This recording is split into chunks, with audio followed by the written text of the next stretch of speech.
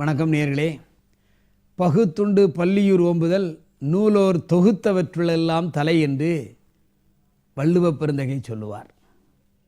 பகுத்துண்டு பல்லியூர் ஓம்புதல், எல்லா உயிர்களுக்கும் நாம் உணவிதனை படைத்து வாழ்ந்தால் நல்லது என்றும் எல்லோருக்கும் எல்லாம் கிடைக்க வேண்டும் என்றும் வள்ளுவப் பெருந்தகை சொன்னதை அடிப்படையாக கொண்டு பாரதியும் காக்கை குருவி எங்கள் ஜாதி என்று சொல்லி கடன் வாங்கி சமையலுக்கு கொண்டு வந்த அந்த அரிசியை காக்கைகளுக்கும் குருவிகளுக்கும் கொடுத்தவர் நமது பாரதி.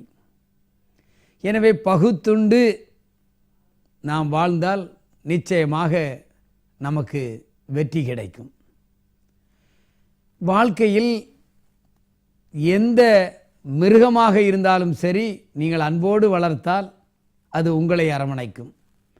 செய்தித்தாளில் படித்திருப்பீர்கள், தண்ணீரில் அடித்து செல்லப்பட்ட முதலாளியை நன்றியுள்ள நாய் காப்பாற்றியது என்று சொல்லுவார்கள். எனவே மிருகங்களுக்கு கூட அந்த பாசம் இருக்கும். நாம் வணங்குகின்ற கடவுள் கிருஷ்ணர் கூட புல்லாங்குழலின் இசையால் அந்த பசுமாடுகளை தன் வயப்படுத்தி இருந்தார். எனவே வாழ்க்கையில் எல்லாரையும் நாம் அன்பாக பழகி கொண்டால் நமக்கு உதவியாகத்தான் இருக்கும். இப்படித்தான் ஒரு கிராமத்தில் ஆடு மேய்க்கின்ற ஒரு கிராமவாசி தினமும் தன் ஆடுகளை நன்றாக குளிப்பாட்டி நல்ல இறை போட்டு எங்கெங்கெல்லாம் நல்ல புல்வெளி இருக்கிறதோ அங்கே அழைத்து சென்று நன்றாக கவனித்து வளர்த்து வந்தார். அவர் ஒவ்வொரு ஆட்டையும் பெயர் சொல்லித்தான் கூப்பிடுவார். அப்படியே பழகி பழகி பெயரை சொன்ன உடனேயே அந்த ஆடுகளெல்லாம் அவர் நிற்கின்ற இடத்திற்கு வந்துவிடும். ஒரு நாள் இரவு நன்றாக வளர்ந்திருக்கின்ற ஆடுகளை எப்படியாவது கொள்ளையடிக்க வேண்டும் என்று திருடர்கள் 3-4 பேர் வேட்டை நாய்களுடன் வந்து அந்த அடைக்கப்பட்டிருந்த ஆடுகளை கடத்தி செல்வதற்கு முயற்சி செய்தார்கள். கொஞ்ச தூரம் ஓட்டி சென்ற உடனேயே அந்த கிராமவாசி காதில் விழுந்து ஓடி வந்தான். ஓடி வந்து அவனுக்கு ஒன்றும் செய்ய முடியவில்லை. உடனே என்ன செய்தான், அந்த ஆடுகளுக்கு எப்படி பெயரை சொல்லி குளிப்பாட்டினானோ, உணவு கொடுத்தானோ, புற்களை கொடுத்தானோ, அந்த பெயர்களையெல்லாம் சொல்லி அழைத்தான். தன்னை வளர்க்கின்ற எஜமான் குரல் கொடுக்கிறார் என்று அந்த திருடர்களை எதிர்த்து அவனிடம் ஓடி வந்து விட்டன. சாதாரண ஒரு ஆடுதானே, மிருகம்தானே, அதற்கு ஐந்தறிவு தானே என்று நினைக்காமல் அந்த ஆடுகளோடு பழகி அந்த ஆடுகளையும் நன்றாக கவனித்து அவைகளுக்கும் நன்றாக உணவு கொடுத்து குளிப்பாட்டி இரவு தங்க வைத்து அந்த ஆடுகளை வளர்த்ததினால் அந்த திருடர்களிடமிருந்து அந்த ஆடுகளை காப்பாற்றினான். எனவே நாம் சாதாரண ஆடு மாடு நாய் என்று தானே நினைக்கிறோம்.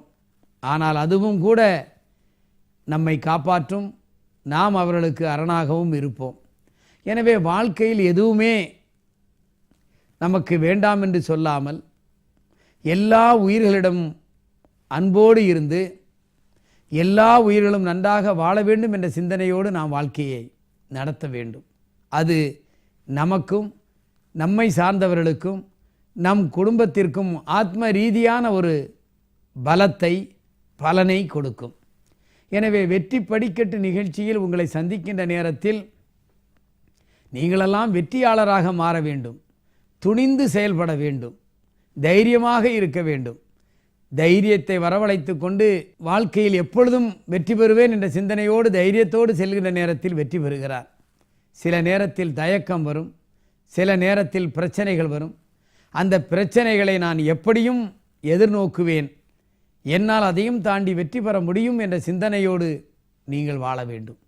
படுக்கின்ற பொழுது நாளைய பொழுது நல்லதாக விடியும், நான் எல்லா செய்கையிலும் வெற்றியாளனாக மாறுவேன் என்று எண்ணி நீங்கள் தூங்கப் போகுங்கள். எழுகின்ற நேரத்திலும் நான் இன்று செய்கின்ற காரியங்களெல்லாம் வெற்றியடையும் என்ற எண்ணத்தோடு வெற்றி வெற்றி என்ற சிந்தனையோடு தைரியமாக செயல்பட்டால் நிச்சயமாக நாம் வெற்றி பெறலாம். வெற்றி யாரோ எடுத்து தருவதில்லை, அல்லது வெற்றி எங்கோ இருந்து நாம் வாங்குவதல்ல.